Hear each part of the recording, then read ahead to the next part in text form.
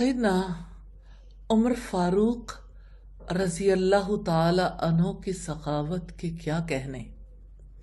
سیدنا عبداللہ ابن عمر بیان کرتے ہیں کہ سیدنا عمر فاروق رضی اللہ تعالی عنہ کو خیبر میں ایک زمین ملی تو آپ نبی کریم صلی اللہ علیہ وسلم کی خدمت میں حاضر ہوئے اور عرض کیا، مجھے ایک زمین ملی ہے اور اس سے عمدہ مال مجھے کبھی نہیں ملا، آپ مجھے اس کے بارے میں کیا حکم دیتے ہیں؟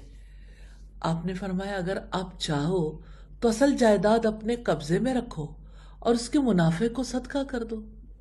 چنانچہ سیدنا عمر نے اس شرط کے ساتھ صدقہ کیا کہ اصل زمین نہ بیچی جائے، نہ ہبہ کی جائے، نہ کسی کو وراثت میں دی جائے۔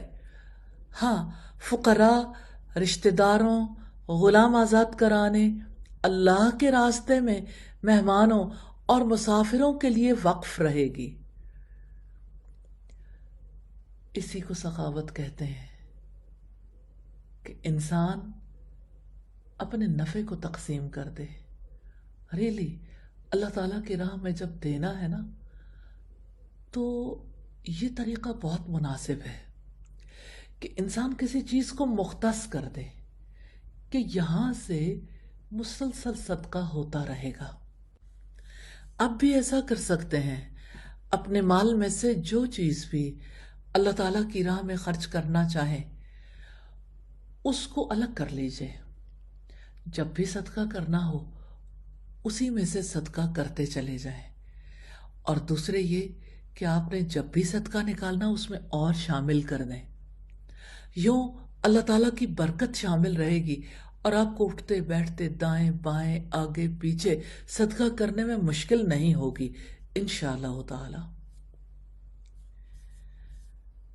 سیدنا عمر فاروق ایک بار بازار سے گزر رہے تھے، ایک عورت نے آپ سے ملاقات کی، کہنے لگی، امیر المومنین، میرے شوہر کا انتقال ہو گیا ہے، چھوٹی چھوٹی بچیاں چھوڑ گئے ہیں، اللہ کی قسم اب نہ ان کے پاس بکری کے پائے ہیں کہ ان کو پکا لیں، نہ کھیتی ہے، نہ دودھ دینے والے جانور ہیں، مجھے ڈر ہے کہ وہ فقر و فاقہ سے ہلاک نہ ہو جائیں۔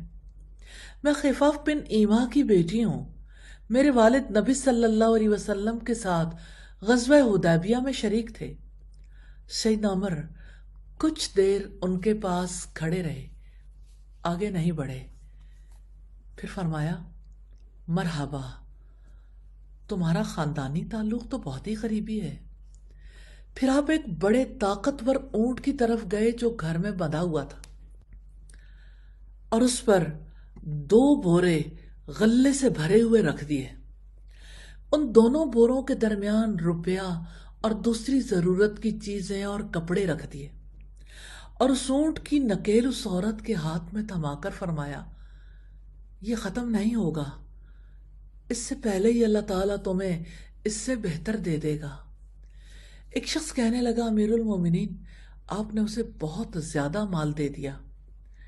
سیدنا عمر نے فرمایا، تیری ماں تجھے گم پائے، اللہ کی قسم اس عورت کے والد اور بھائی اب بھی میری نظروں کے سامنے کہ ایک مدت تک ایک قلعے کے محاصرے میں وہ شریک رہے اور آخر اسے فتح کر لیا۔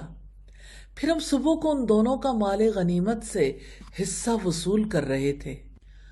اللہ اکبر، یا ارحم الراحمین، ہمیں بھی سخاوت کرنے والوں کے سچے جذبوں سے سبق حاصل کرنے کی توفیق عطا فرمائیے، آمین ثم آمین۔ سخاوت تو اللہ تعالیٰ کی محبت کا ذریعہ ہے۔ الہی ہمیں اپنی محبت کے لیے سخی بننے کی توفیق عطا فرمائیے، آمین ثم آمین۔